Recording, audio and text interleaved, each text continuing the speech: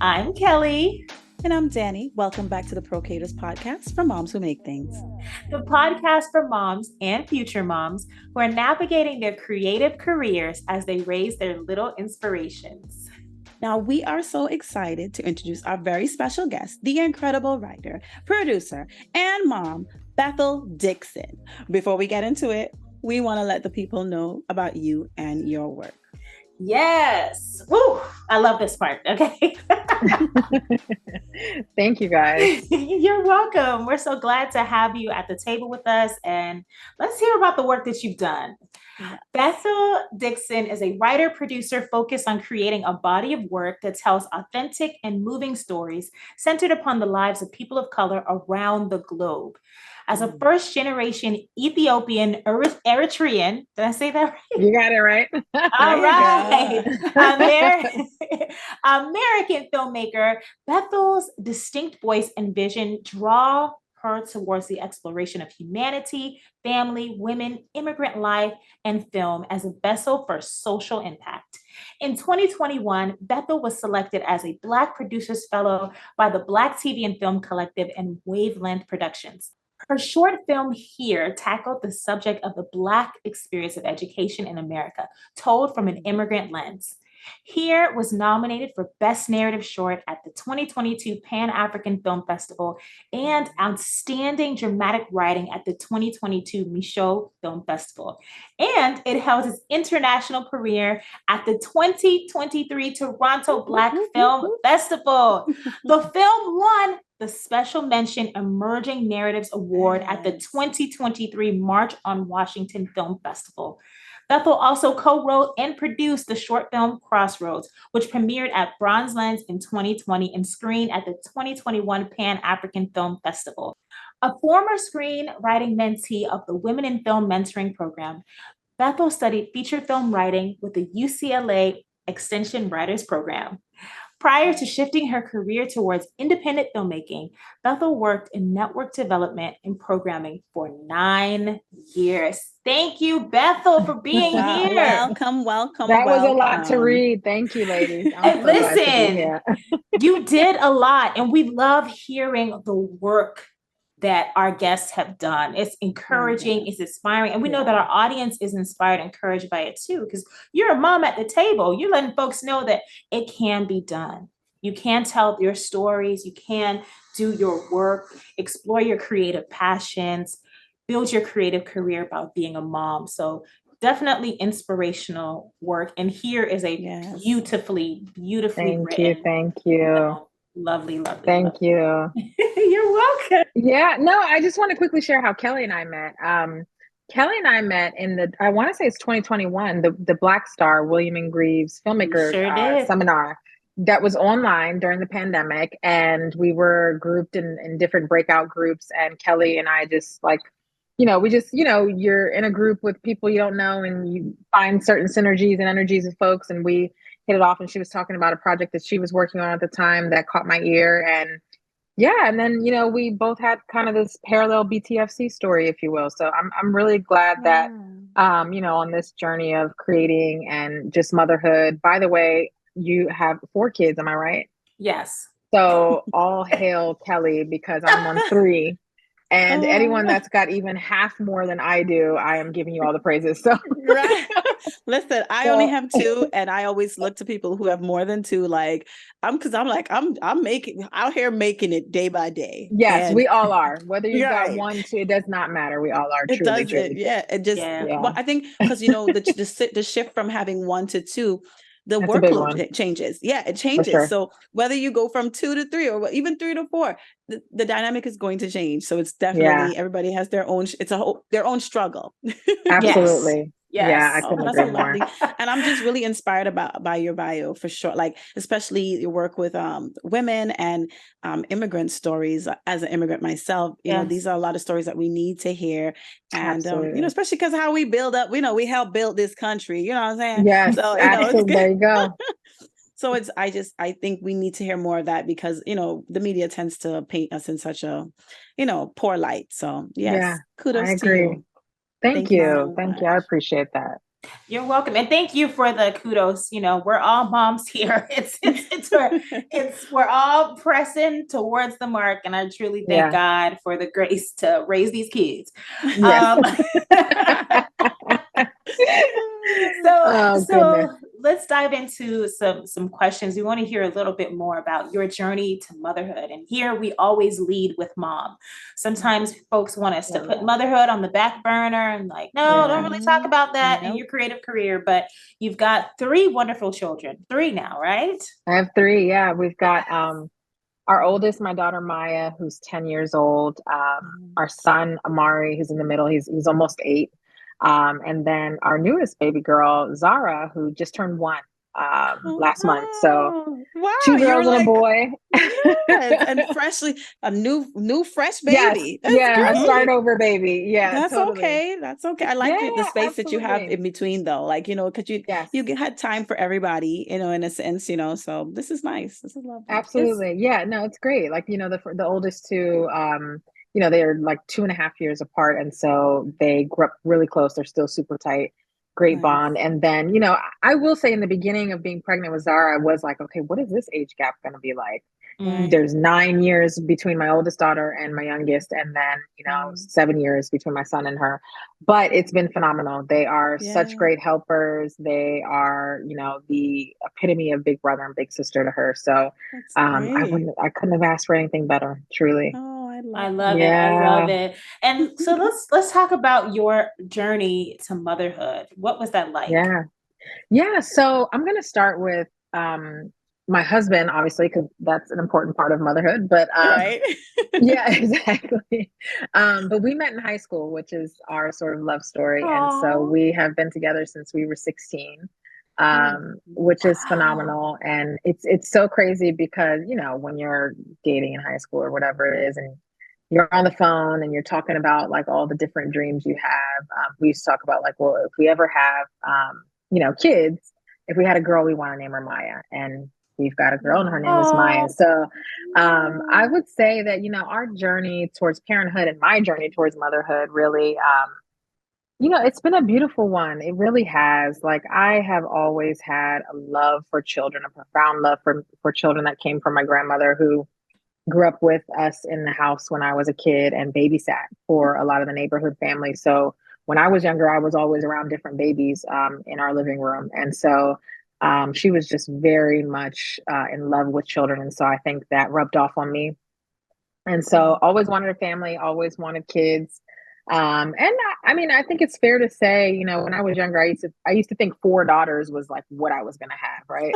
But, which I'm thankful for, my boy in the middle for sure. But yeah, no, I'm really happy with 3. Like, you know, I've really said over this last year, you know, that if we hadn't had the 3rd, I think it would have kind of hung over our head. We would have been like, we should have went for one more. We could have went for one more. So I'm really happy that we have 3. So, you know, my journey to motherhood has just really felt like a natural progression of my life and all the stages and phases that, you know, throughout my, you know, I had my youngest or my oldest daughter when I was in my late 20s. So it's just felt like a great journey, honestly. Like, I wouldn't have changed a single thing. I was blessed to be healthy for all of my pregnancies. I had 3 C-sections with each of my kids. And so, yeah, it's just been a wonderful journey. I'm really close with my kids, and we got a lot of love in this house. So I'm really grateful for that. I love that. That's beautiful. Yeah.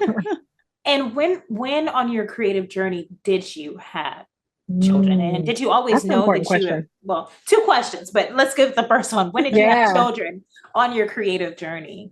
Yeah. So my oldest daughter was actually born in LA. And so that's an important piece in terms of the creative journey, because I moved to LA when I was 21. And at the time I was pursuing acting. And so that's where my head and my heart was at that time. And so you know, I was taking scene study classes at studios in LA and doing the whole, you know, casting director workshops and the headshots and all the good things. And so we were living in LA. We were loving life in California.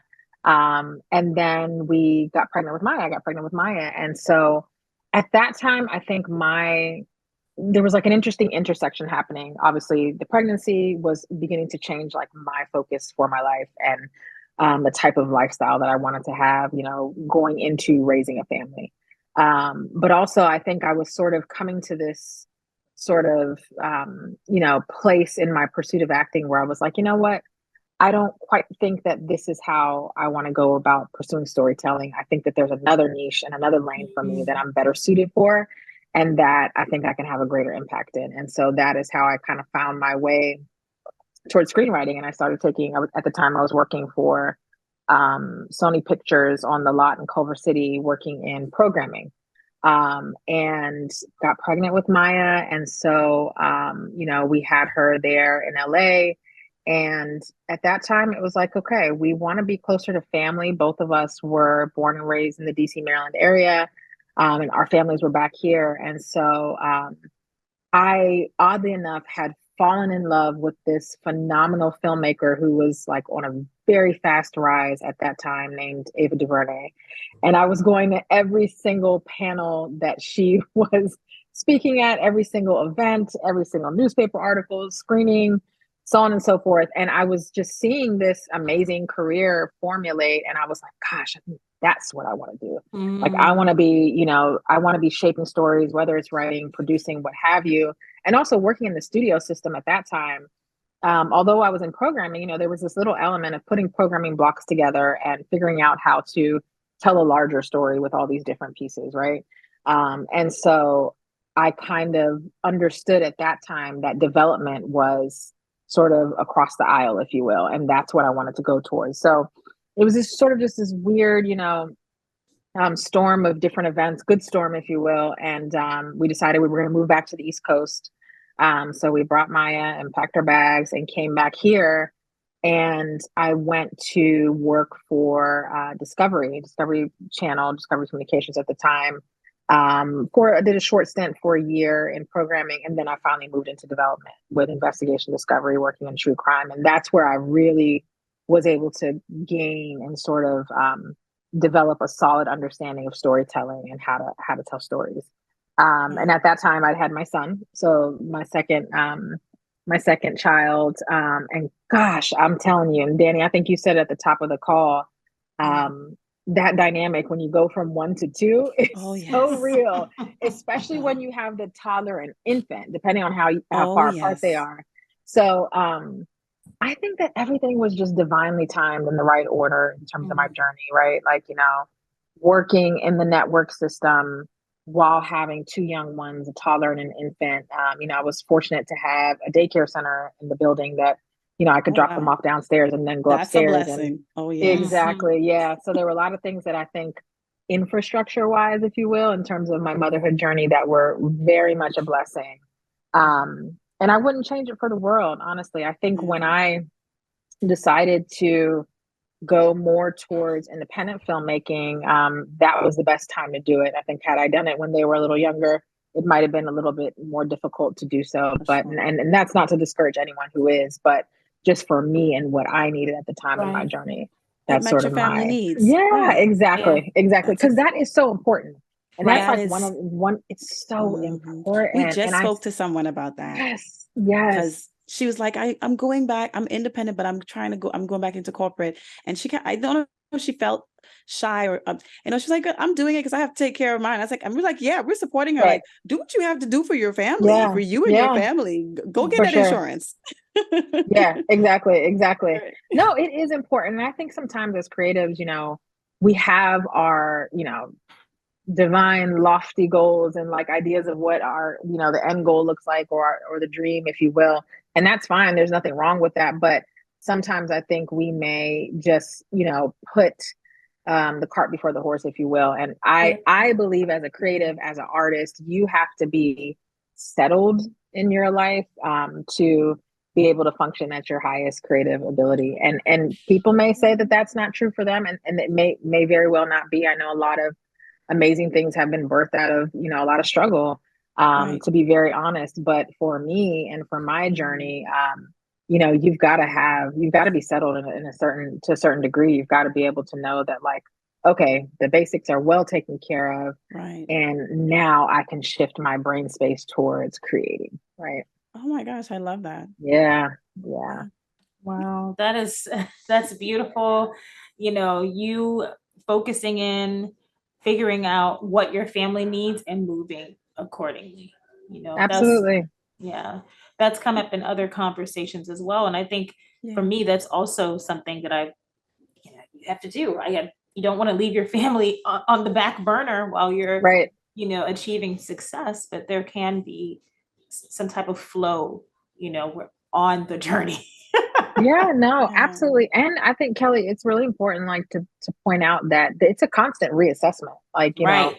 Once you have one flow set up, it doesn't mean that that's going to be the flow that services you best for, the next 5 years.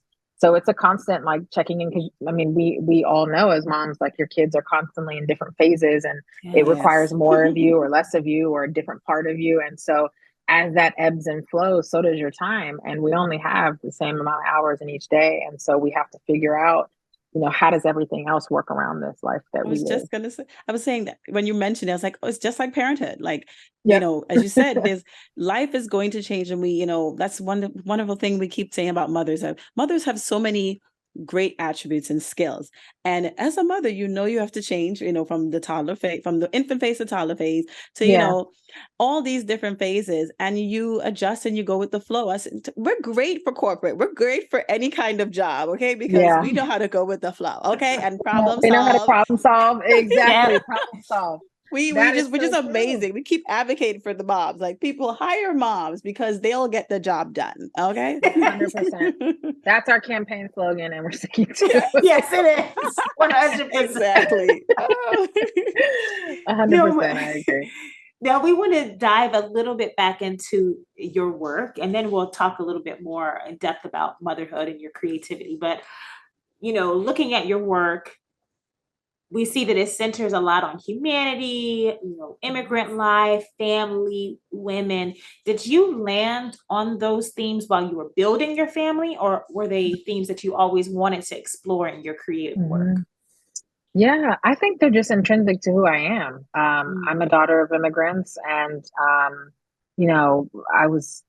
grew up with my mom and my dad and my grandmother in the house, and had a wonderfully diverse upbringing, if you will, between our community, between schools, friends, and was really fortunate to do a lot of international travel as a child. My dad worked for the World Bank, and so we got to travel throughout Africa and Europe a lot, every summer or every other summer.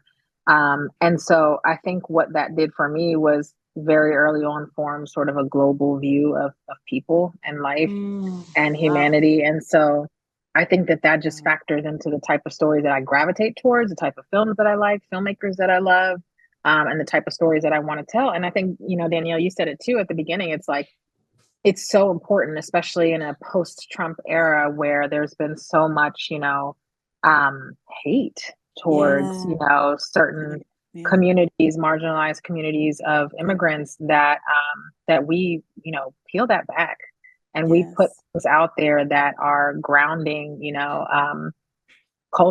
different cultures in, a human lens. And so I think that it's important. I think storytelling is just so much more than entertainment. I mean, you guys know it as storytellers too, but it's so much more than entertainment. Like, there's so many things that you can say with your work, and if you've got exactly, and if you have the platform to do it big, and do it in a way that's going to impact, whatever small pocket of the world comes to view your work. So yeah, I think those themes are just part of who I am naturally. And, especially in writing, I always say, I think there's like a little small part of you that you put somewhere, in the story. And so, I think between women or family life or immigrant life or whatever it is, motherhood, I think that's how all of that sort of comes out onto the page.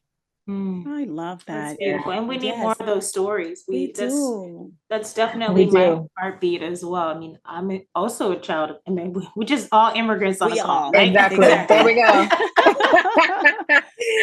So, but there, I can't think of a story that I've seen that reflected the experience from the food. People may look at you and go, "Oh, you're Black," but it's like, actually, there's so much so many more. layers to me. So many layers to Blackness. Absolutely. Exactly. Peeling back all those things. Yes, we have all the cultural things and some of the things are visible, but after you peel all those things back, you understand that they're people, they're humans, what you said. And being able to create that connection through storytelling, I believe, is what makes the difference, right? Yeah. It allows people to feel compassionate, like, oh, you think like me, you have dreams like me, Right. And I know that sounds silly. But you may think, we have to say that. We have to say that in this day and age. Honestly, it feels as though they see us as just something, just people of color, period. They see us as just some idea or maybe just one-dimensional, forgetting that we have families, we have dreams. We want to go to school every day and feel safe and, do the things, explore the world. So I love that. When I watch stories or I am able to hear stories about just the humanistic side, like Humans of New York does that. I don't know if you know that page. Yes, I follow that page. I love that. Yeah. So like stuff like that, because every time I read a story that he speaks like an immigrant in New York or just anybody, I'm like, he is doing such good work. He don't even know, how much he is like ripping back all those stereotypes. And then you see the pictures and you're like, people will look at that person and pass them on the street. But now that we have a story attached, now it's a whole person, right? Yeah, I love Humans in New York. It like takes this like very like tiny slice of regular life in a day, right? And then all of a sudden you're like, it's exactly what you said. Like there's a guy on the street, right, that I'd probably passed 100 times walking to wherever I'm going, and reading their story. Gosh, it's just so inspiring of how they got here, how they raised their families, how they struggled, how they overcame, and so. That's what we all sort of, we relate to, right? Because we all are in some way, shape, or form living, similar trajectories in terms of just the humanity of each of us. I agree. I love that. Yes. Beautiful. Now, we always ask this question because we believe motherhood is a superpower. Okay. It amplifies the greatness of who we are. Listen, we have to, because a lot of time I was just telling Kellyanne the other day, this girl, she posted, what is so like, tell me the good things about motherhood. Because I guess people keep posting about how tired they are and all those things, right? Because it's true. We are tired. But I was like, girl, and I was laughing about it. And Kellyanne was like, well, there are good things to motherhood. And I'm like, yeah, I know that. Like, not realizing that not responding to her probably left that lady, like people probably were just like laughing and just thought it was a funny thing, but maybe she really wanted to know. So anyway, we know it makes us great, right? So how has motherhood enhanced and challenged your creativity? I love that question.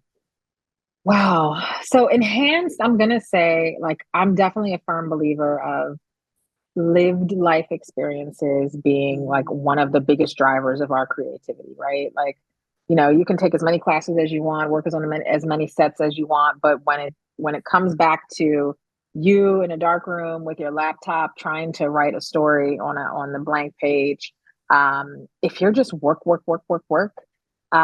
I believe that gets harder to do. And I think that you have to live life. You have to travel. You have to have life experiences, go to museums, whatever it is. Like, you have to have things in your life that are factoring into like your picture of the world. And I think all of that just turns the imagination, right? And so as a mom, just to bring it back to the question, gosh, we live so many different colors of our daily lives, with our kids, and kids' imaginations too are so profound.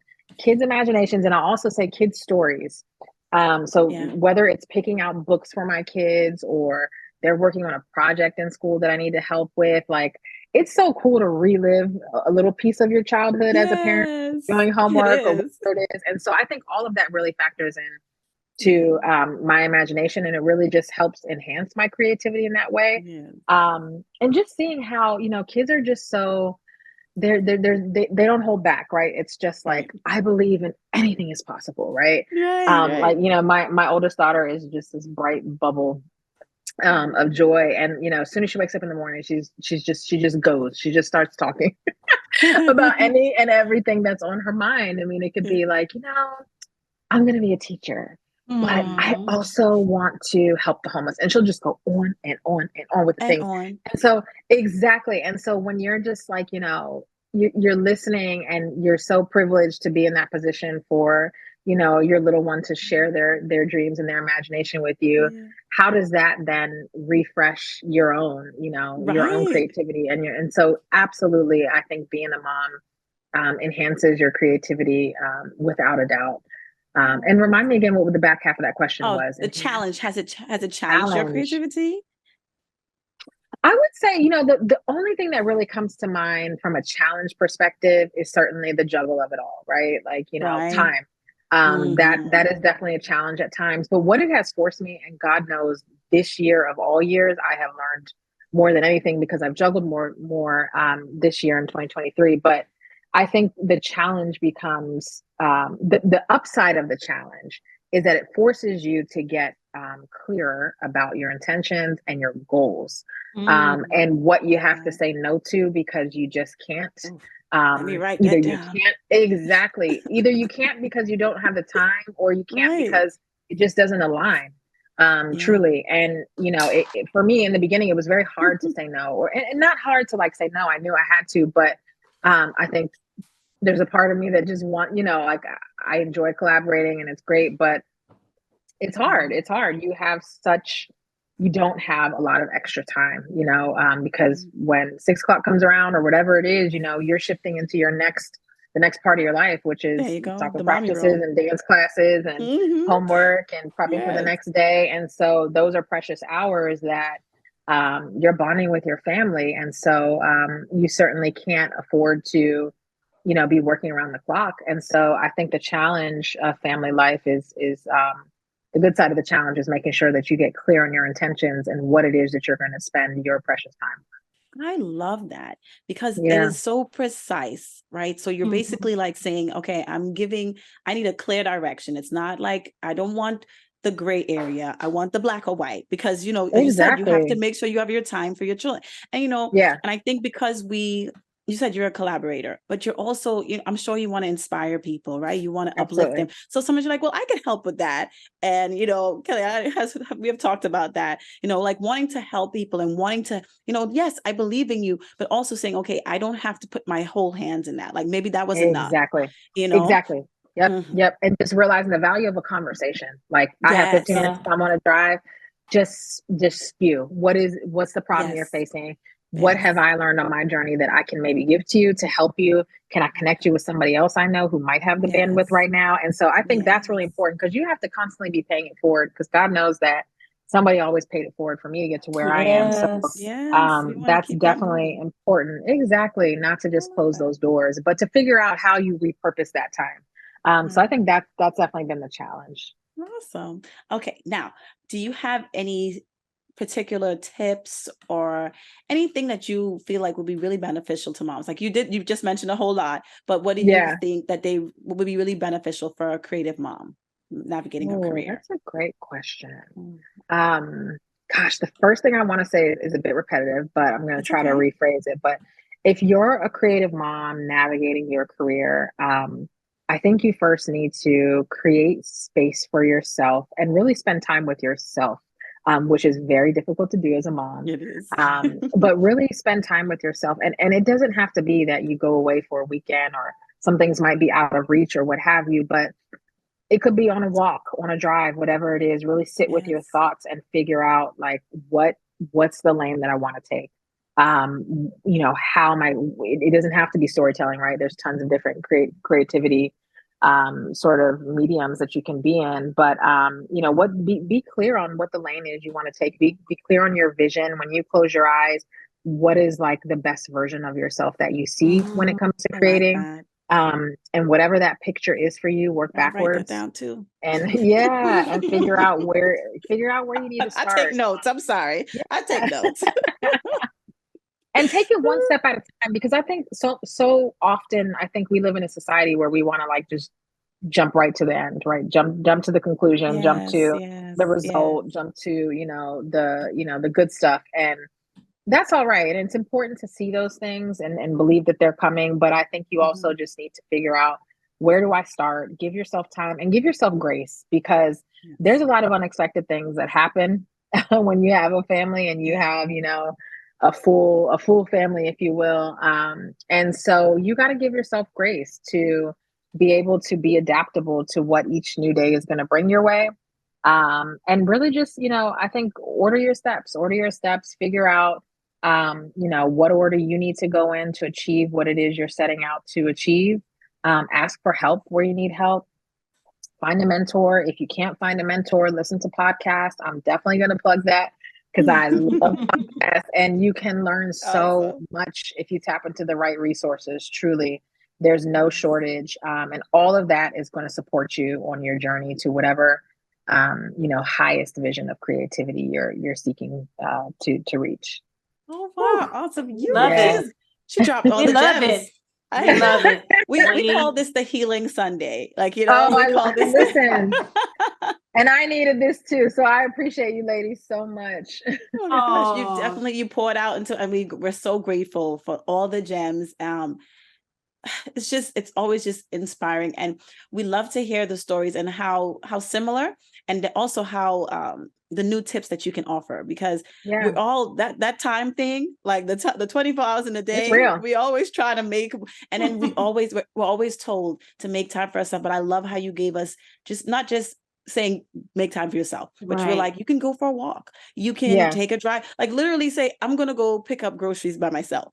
Like, you know what I'm saying? Like, let me tell you, the amount of things that I decide while I'm in Target is profound. Like, just that time. If you can go to Target by yourself. Yes. I mean, listen, it is luxury. I do Trader Joe's and Target. I'm in there and I'm like having the time of my life. Okay. Because there's a Starbucks too. Come on. Exactly.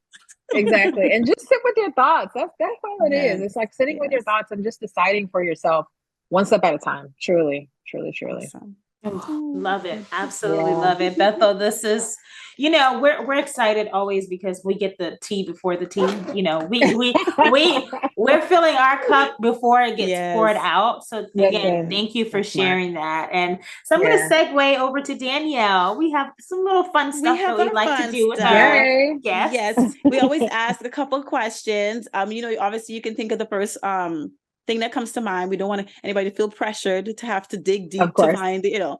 So, who is your favorite TV or movie mom as of right now? Ooh, Felicia Rashad, 100%. Like Cosby Show. There you go.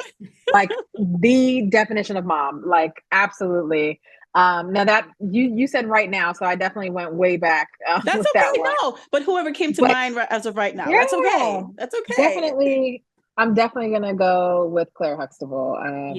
And what was it about her that really like stuck with you? What was it? Because we all have our things why we like her. Yeah, I just love her energy.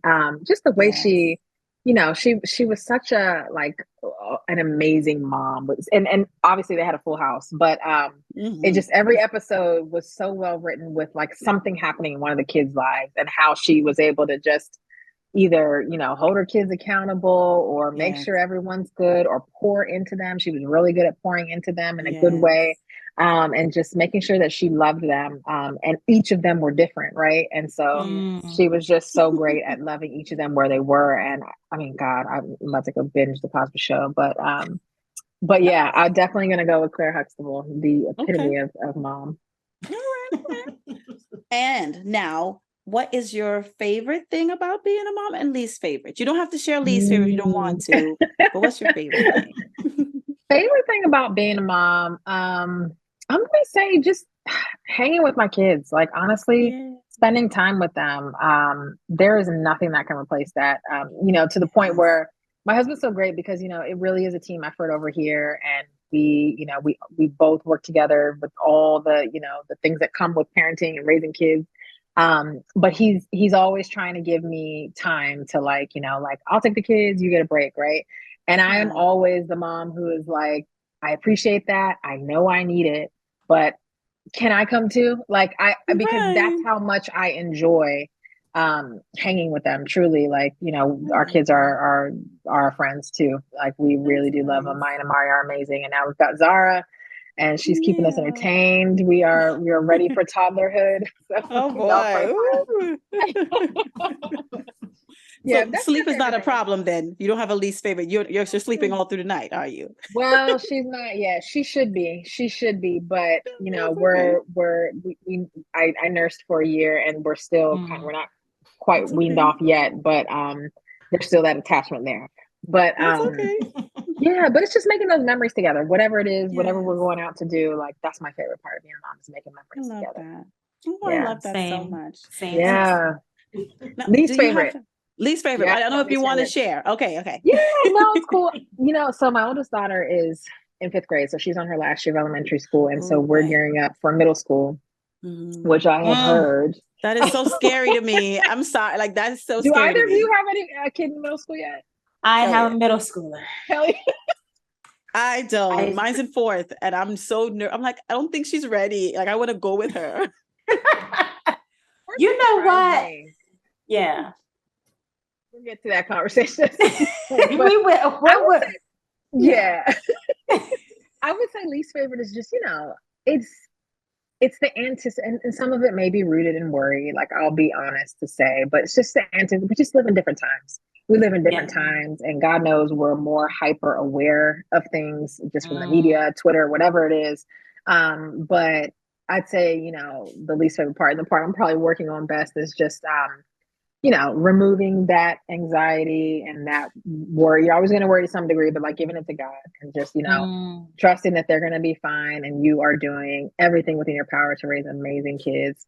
But the reality is they're going to face things in the world that you can't control and that you can't stop. And so just, you know, I think the least favorite part is the worry of like what those things are going to be. But when you can rest assured that you have equipped them and poured into them and prepared them and prayed over them, when those things come, they will know how to face it. And if they slip up a little bit, guess what? We learn from our mistakes, and that's what they're there for. So yeah, that's the least favorite part on this next plane of tweenhood that I'm headed into. Mine is 3rd going into 4th, and like even that dynamic, like everything about getting out of elementary school, because they're not babies anymore. And then now I'm looking at the current 5th graders, and I'm like, y'all way too grown. And then middle school, you about to be way too grown again. But exactly. But you can't stop time, and it's okay. I like what you said. You know, you have to just trust that you gave them the tools. And, you know, 100%. You keep an open line of communication. I guess you keep communicating with your kids. They feel like they can talk to you. And that's really all you can do. They're little people. And we have to remind ourselves that, right? Little people. Yes. And that would be my only note about middle school is that you laid a great foundation. Yep. So that's it. Once you lay a great foundation, you know, they're sure of themselves. They know who they are. They know how to show up in the world. Then, you know. I love that. They're gonna be all right. That's my experience now. They're gonna be all right. My kid's all right, and I thank God for it. That is awesome. That's awesome. Now, do you have any words of affirmation you could share with a creative mom? Just a one-liner. Just a one-liner. Oh, words of affirmation for a creative mom. Or maybe just a tip, like just like a little tip, like you know, like what do you live by? Like what is your thing? Like great one. So okay, got it. So I think if I'm thinking of words of affirmation or just a you know a great tool for any creative mom, I would say vision boarding. I know it might feel cliche or whatever, but I think that we are so go, and we're pulled in so many directions that a lot of times the vision just lives in our head. But be intentional about sitting down and putting that vision on paper and put it somewhere where you can see it and look at it and dwell on it. And, you know, I think that visual is really going to help you get out of the rat race of the day-to-day of, you know, raising a family and working and whatever it is, and really get to your creative goals. So I would definitely say, you know, take that vision and put it on paper. Love it. Yeah. Write the vision and make it plain. Yes, make it plain, absolutely. Baby. There we go. Then you'll run with it. There you go. You'll run with it. I love that. There. Yeah, see it every day, because you know what, we can forget, right? Well, not that we ever forget our dreams, but like on the day-to-day, we could say it sits in the background and time passes. So when you see it every day, it kind of like, I won't say bully you, but you know what I mean? It reminds you. It does. It's like, I'm still here. You know what I mean? Exactly. It's in your face. Yeah, totally. Accountability. Yep, exactly. It's your accountability that you need. Yeah. Getting like a circle, a village around you of other creative moms. And hey, it doesn't even have to necessarily always be other creative moms. You definitely should have connections and relationships, meaningful relationships with other creative moms. But I was doing some story producing on an episode recently, and it was with an expert, subject matter expert author in leadership. And she was talking about having your personal board of directors. And that really, oh my God, like that was like the biggest takeaway I had. And sometimes it doesn't mean that you have to like literally sit down and make a list. And maybe it does for you, but just look around your life. Like who are your friends? Who are your, family members, whoever it is that really is part of your team is truly rooting for you, really wants to see you succeed and understands the world that you're working in. Draw near to those people and make sure that you nurture those relationships, because it's a two-way street, and you're gaining a lot out of that, and you need that community, you need that connection. And so make sure that you keep that alive, as well as podcasts, or just, I love popping on Sundance Collab and watching different master classes or workshops or whatever, but just keep sharpening your own iron. You definitely have to stay, well prepared. And all of that is also going to factor into your creativity and how you work. We keep hearing about that, but I love your perspective on it for sure. Like, I like how you said that, like your own board of directors. We were just talking about something like that yesterday too. It's so important to have people to hold you accountable, or to say, okay, I know you were resting, you had your resting season. What do you have next? Not pressuring you, but they're wanting to see you reach your goals, obtain your goals. Yeah, for sure. And I like how you said that they really truly support you, because, you do have some people who like you just as you are. They don't dislike you. They love you, but they like you where you are in that moment. And they don't none of they don't want you to succeed, but they don't want you to change. They like you as you are. Yeah. And so or when they you like have their those, definition of you. There you go. So when you decide to go outside of that, that's too big for them, and that's too much for them. So I like how you were very particular and precise about that wording, because it is very true. You can have people that love you, but they may not love the good, the great for you. So you're gonna 100%. have to like step. You don't have to be in that all the time. Yeah, 100%. I'm big on that. Yeah, you got to protect your peace. That's a big thing. You got to protect your peace, and anything or anyone that is not contributing to your peace or to your growth, get rid of it. Get rid of it. And it may be that you have to love from a distance, and maybe that you have to put up some boundaries, but and this is for anyone, right? But especially as moms, we just don't have the time. We don't have time. We don't have time. We don't have that. We don't have the energy. No, thank you. If you're not going to be team me, then I'm sorry. I wish you well. I love you. I want to see you succeed. But if the energy isn't reciprocated, then you got to get rid of it. Seriously. Clear the weeds, clear the decks. Like you have got to make space for you to make room for somebody else who's going to do the exactly. You got to be intentional about that. 100%. Yeah, you have to be. I mean, you have to be intentional.